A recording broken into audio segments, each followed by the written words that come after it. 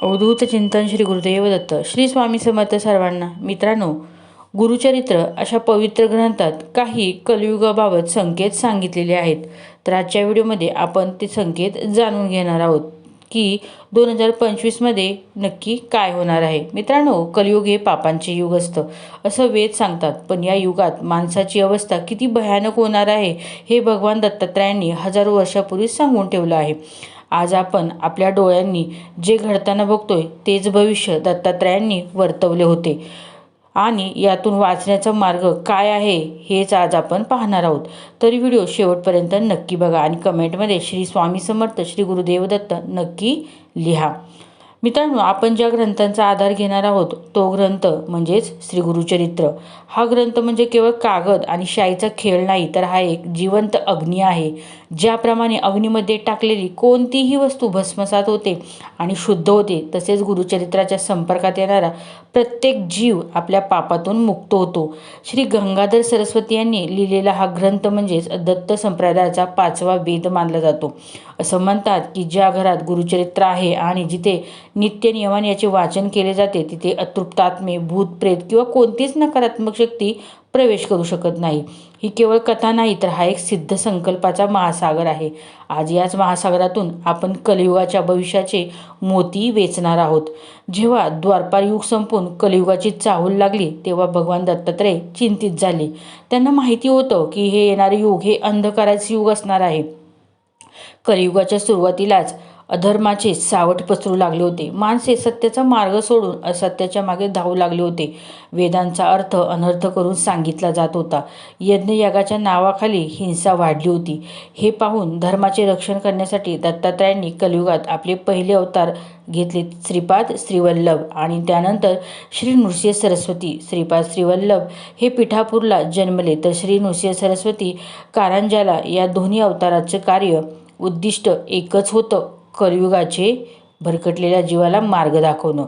श्री गुरुचरित्रात अनेक ठिकाणी असा उल्लेख येतो की जेव्हा शिष्यांनी नृसिंह सरस्वतींना विचारलं, गुरुदेव, हे युग इतके कठीण का आहे, लोक धर्माचे पालन का करत नाहीत, तेव्हा नृसिंह सरस्वतींनी जे उत्तर दिलं ना, ते ऐकून शिष्यांच्या अंगावर काटाच आला. ते म्हणाले, हे कलियुग आहे. या युगात धर्म एका पायावर उभे असले, सत्य लपले जाईल आणि असत्य राज्य करेल. माणसाची बुद्धी भ्रष्ट होईल आणि त्याला पापातच पुण्य वाटू लागेल. पण मी तुम्हाला आधीच सावध करतोय, कारण मला माझ्या भक्तांची काळजी आहे. दत्तात्रयांनी आणि त्यांच्या अवतारांनी जी कलियुगाची भयानक लक्षणे सांगितली होती ना, ती केवळ भविष्यवाणी नव्हती, तो एक आरसा होता. त्यांनी स्पष्ट सांगितलं होतं की एक वेळ अशी येईल ना, जेव्हा गुरु शिष्य परंपरा फक्त व्यापाराचे साधन बनले जाईल. राजा प्रजेचे रक्षण करण्याऐवजी भक्षण करेल आणि सर्वात भयंकर म्हणजे माणूस माणसांचे शत्रू होतील. पण दत्तात्रयांचा जन्म तर झाला, त्यांचे अवतार कार्य करून गेले. पण प्रश्न उरतो की नेमक्या अशा कोणत्या भयानक खुणा आणि भविष्यवाण्या सांगितल्या आहेत, ज्या आज 2025मध्ये आपल्या डोळ्यांसमोर तंतोतंत खऱ्या ठरत आहेत. आणि त्याहून महत्त्वाचं म्हणजे या विनाशाच्या गरजेतून वाचण्यासाठी त्यांनी कोणता गुप्त मार्ग सांगितला आहे हे समजून घेणं तुमच्या आणि माझ्या भविष्यासाठी अत्यंत गरजेचं आहे. कारण येणारा काळ हा परीक्षेचा काळ असणार आहे.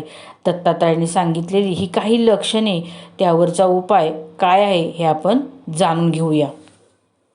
मित्रांनो, पहिलं लक्षण सांगितलं ते म्हणजे धर्माचे बाजारीकरण.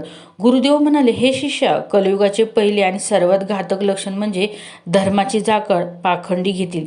जे लोक कपाळावर मोठे टिळे लावतील, गळ्यात माळा घालतील आणि संतांचा वेश धारण करतील, तेच लोक आतून सर्वात जास्त भ्रष्ट असतील. मंदिरे ही शांतीची स्थाने राहणार नाहीत, तर ती व्यापाराची केंद्रे बनतील.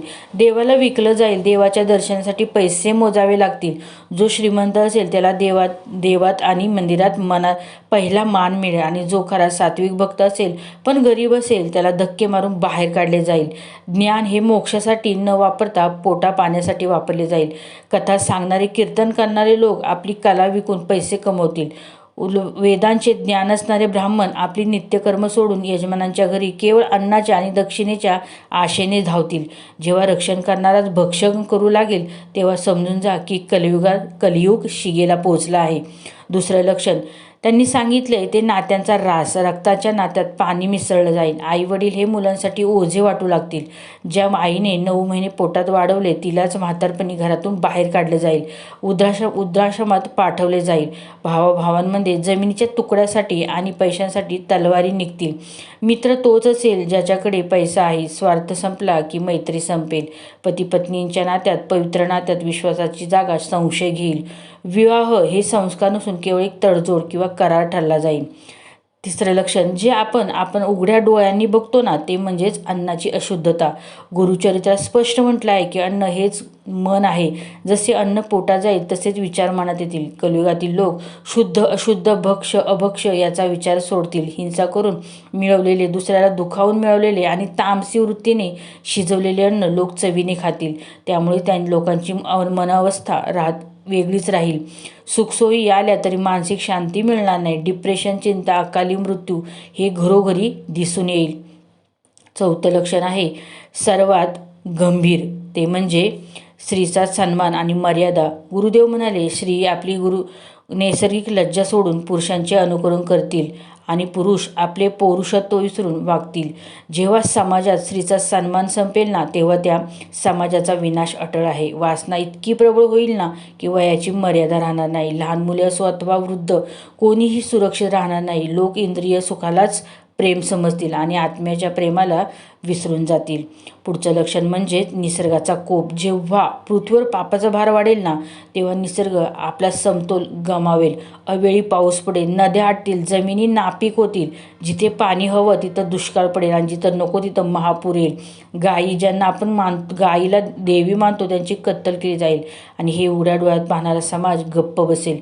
हे सर्व ऐकून शिष्यांचे मन विषण्ण झाले. त्यातील एका शिष्याने, ज्याचे नाव सायनदेव होते, हात जोडून नृसिंह सरस्वतींना विचारले, गुरुदेव, हे भविष्य तर अत्यंत भयानक आहे. जर सगळीकडे अंधारच असेल तर सामान्य माणसांनी संसारी जीवनात यातून वाचायचं कसं?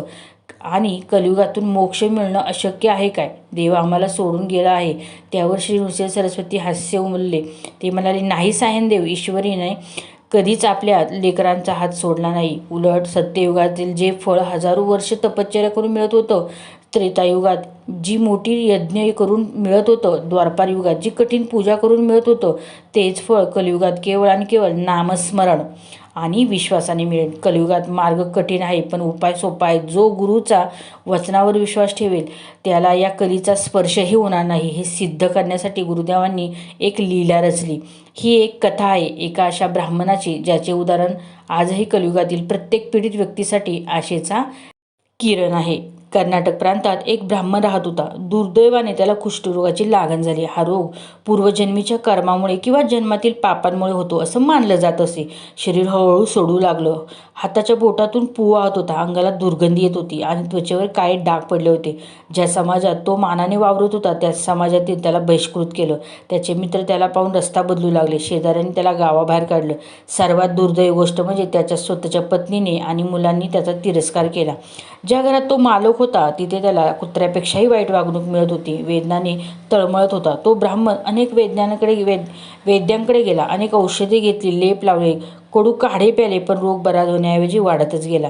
त्याने अनेक देवांना नवस केले, अनेक तीर्थयात्रा केल्या, पण कशाचा उपयोग झाला नाही. शेवटी हताश होऊन तो आत्महत्या करण्याचा निर्णय घेतला. असे सडलेले आयुष्य जगण्यापेक्षा मेलेलं बरं असं म्हणून तो नदीच्या काठावर गेला. तिथे त्याला एक साधू भेटला. त्या साधूने त्याला विचारले, अरे ब्राह्मणा, आत्महत्येसारखे महापाप का करतोस?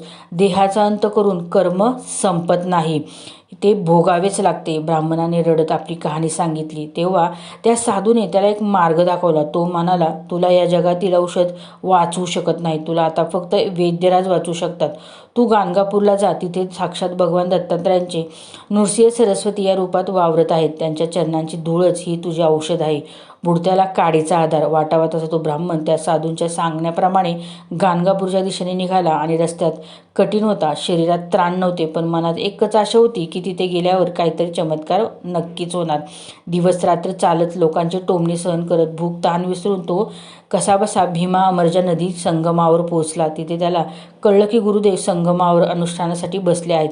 तो धावत लंगडत संगमावर गेला. समोर दृश्य पाहून त्याचे डोळे दिपले. तिथे एका शिलाखंडावर श्री नृसिंह सरस्वती बसले होते. त्यांचे ते तेज सूर्यासारखे होते, पण डोळ्यात चंद्रासारखी शीतलता होती. त्यांच्या आजूबाजूला शिष्यांचा गराडा होता. त्या ब्राह्मणाला वाटलं, मी इतका अपवित्र दुर्गंधी येणारा मला गुरुदेव जवळ घेतील का? पण गुरु तर अंतर्यामी असतात. त्यांनी गर्दीतून बरोबर त्या ब्राह्मणाकडे पाहिलं. त्याला नजरेत कोणताही तिरस्कार नव्हता, होती ती फक्त करुणा. त्या ब्राह्मणाने पुढे होऊन साष्टांग दंडवत घातला. हे गुरुदेव, मी अपराधी आहे, पापी आहे. जगाने मला नाकारलं आहे. आता तुम्ही पण मला नाकाराल तर मी कुठे जाऊ? माझ्या नाकारण्यातून माझी सुटका करा. त्या क्षणी संगमावर हवा थांबली होती. नदीचा खळवळ आवाजही मंद झाला होता. सर्वांना क्षणात लक्ष त्या रडणाऱ्या रोगीट ब्राह्मणाकडं आणि शांत बसलेल्या गुरुदेवांकडे होतं. श्री नृसिंह सरस्वतींनी त्याला उठायला सांगितलं. त्यांनी त्याला स्पर्श केला नाही. त्यांनी फक्त आपले दोन्ही डोळे उघडले आणि त्या ब्राह्मणाकडे एकटक पाहिलं. ती नजर साधी नजर नव्हती, ती कृपादृष्टी होती. ज्याप्रमाणे सूर्यकिरण पडतात, बर्फ वितळतो, तसे त्या दृष्टीच्या स्पर्शाने ब्राह्मणाचे कर्म वितळू लागले. गुरुदेवांनी आपल्या कमंडलूतून थोडंसं पाणी हातावर घेतलं आणि मंत्र म्हणून त्या ब्राह्मणाच्या अंगावर शिपडलं. मित्रांनो, त्या क्षणी जे घडलं ना, ते शब्दात सांगणंच कठीण आहे. पाण्याचे ते थेंब जेव्हा त्याच्या सडलेल्या त्वचेवर पडले, तेव्हा त्याच्या शरीरातील हजारो विजा चमकल्या. भास झाला. एक तीव्र उष्णता त्याच्या शरीरातून बाहेर पडली आणि पाठोपाठ एक थंड लहर अंगावरून फिरली. त्याला आतून जाणीव झालं की काहीतरी बदललं आहे. ओझं जे होतं ना वर्षानुवर्षाचं, ते गळून पडले. हळूहळू डोळे उघडून पाहता तर त्याचे पूर्ण शरीर स्वच्छ झालं होतं. तोंडातून शब्द फुटला नाही. जिथे मगाशी जखमा होत्या, वाहत होता, त्वचा काळी पडली होती, ते सोन्यासारखी चमकदार तेजस्वी झाली होती. त्याची बोटे सरळ झाली होती. दुर्गंधी जाऊन चंदनासारखा सुवास येत होता. तो चमत्कारिक होता. विज्ञानाच्या पलीकडचा, तर्काच्या पलीकडचा, केवळ श्रद्धा आणि गुरुकृपेचा चमत्कार. ब्राह्मणाने पुन्हा एकदा गुरुजींच्या चरणावर डोकं ठेवलं. पण यावेळी ते दुःखाचे डोके नव्हते, तर कृतज्ञतेचे होते. त्याच्या डोळ्यातून गळागळा अश्रू वाहत होते आणि ते गुरुदेवांचे पाय धुवून काढत होते. हे दत्तात्रय, हे प्रभू, तुम्ही मला केवळ शरीर नाही दिलं, तर तुम्ही मला नवजीवन दिलं आहे. तुम्ही मला माणसात आणलं आहे. तो हुंदका देत बोलत बोलत नृसिंह सरस्वतींचे स्मितहास्य आणि म्हणाला, बाळा, हे माझ्यामुळे नाही तर तुझ्या विश्वासामुळे झालं आहे. तुझा अहंकार त्या रोगासोबत गळून पडला. सर्वांना खात्री पटली की कलियुगात गुरुशिवाय तारणारा कोणच नाहीये. गुरुदेवांनी त्या ब्राह्मणाला उपदेश केला की हे ब्राह्मणा, शरीर तर शुद्ध झालं, पण आता मनाला पुन्हा अशुद्ध होऊ देऊ नकोस. नियमित गुरुचरित्राचे पारायण कर आणि मिळालेलं आयुष्य जनतेसाठी वापर. ब्राह्मणाने ते मान्य पण केलं. मित्रांनो, 2025 नंतर जेव्हा जग एका मोठ्या आर्थिक आणि मानसिक संकटाकडे जाईल ना, तेव्हा आपली आर्थिक स्थिती सुरक्षित ठेवण्यासाठी आपण काय केले पाहिजे? गुरुदेव म्हणतात, दारिद्र्य आहे देवाचा शाप नसून ते तुमच्याच मागच्या जन्माच्या कर्माचे फळ आहे. तू मागील जन्मात कधी दानधर्म केला नाहीस, कोणाला अन्नाचा कण पण दिला नाहीस, म्हणून या जन्म कुंडलीनुसार अन्नासाठी वणवण करावी लागत आहे. लक्ष्मी तिथेच वास करते जिथे त्याचा त्याग आणि जिथे समाधान असतं. मित्रांनो, कलियुगामध्ये मोठे यज्ञ करण्यासाठी तुमच्याकडे धन नसणारे, कठीण तपश्चर्या करण्यासाठी तुमच्याकडे वेळ नाही. म्हणून मी तुम्हाला एक मंत्र देतो. हा मंत्र साक्षात लक्ष्मीला खेचून आणणारा आहे. तू घरी जा आणि पूर्ण श्रद्धेने श्री गुरुदेव दत्त या नामाचा जप करा. पण एकच आहे, जप करताना मनात लोभ नसावा, विश्वास असावा की माझा गुरु माझा सांभाळ करण्यासाठी समर्थ आहे. तसेच मित्रांनो, भगवान दत्तात्रयांनी कलियुगातील माणसाला एक मोठा संदेश दिला आहे. पैसा मिळवणं गेलं नाही, पण तो नीतीने आणि गुरुकृपेने मिळवला तर तो सुख देतो. वाम मार्गाने मिळवलेला पैसा आज येईल, पण उद्या मोठा खड्डा देऊन जाईल. दवाखाना अशांतीच्या मार्गाने जाईल. मित्रांनो, दत्तपुराणात कलियुगाचे भविष्य सांगताना त्याचे 4 चरण म्हणजे 4 टप्पे सांगितले आहेत. ते समजून घेऊया. आजच्या तरुणांसाठी ते महत्त्वाचे आहेत. पुढील 5000 वर्ष जे संपत आहे यात अधर्म वाढेल, पण अजूनही भक्ती जिवंत असेल. मंदिरे असतील, कथा कीर्तने होतील, पाप असेल पण पुण्यालाही मान असेल. सध्या याच टप्प्याचा शेवट होत आहे. दुसरं चरण म्हणजे पुढील 10,000 वर्ष. हा काळ अत्यंत कठीण असेल. या काळात बुद्धीचा नाश होईल असं दत्तात्रयांनी सांगितलं आहे. माणसं दिसायला सुंदर असतील, पण त्यांची मनं राक्षसी असेल. तंत्रज्ञान म्हणजे टेक्नॉलॉजीचा गैरवापर होईल. तिसरं आणि चौथं चरण, जेव्हा घोर मोठं कलियुग येईल ना, तेव्हा वेद लुप्त होतील. गुरु हा शब्द फक्त शिवी म्हणून वापरला जाईल. आईवडील आणि गुरु यांना सन्मान कोणी करणार नाही. स्त्री आणि पुरुष दोघंही अनैतिक संबंधांना जीवन मानतील आणि जेव्हा हे पाप पृथ्वीला सहन होणार नाही ना, तेव्हा संहाराचा वेळ येईल. 2025 आणि 2030 नंतरचे भविष्य. दत्त संप्रदायातील अनेक सिद्ध पुरुषांनी या भविष्यवाण्यांच्या अर्थानुसार 2030 नंतरचा काळ हा मानसिक युद्धाचा काळ असणार आहे. शस्त्रांच्या होणाऱ्या युद्धापेक्षा विचारांचे प्रदूषण जास्त घातक असेल. त्यामुळं सगळे गुलामीतच असतील. असुरक्षितता, भविष्याची चिंता सगळ्यांनाच जाणवेल आणि सगळं उद्ध्वस्त झाल्यासारखंच असेल. त्यामुळे मित्रांनो, तुम्हाला समजलं असेल की याला एकच पर्याय, तो म्हणजे आपल्या गुरुच्या शरण जाणे आणि नामस्मरण घेणं. यातूनच आपल्याला गुरु तारतील. श्री स्वामी समर्थ. श्री गुरुदेव दत्त.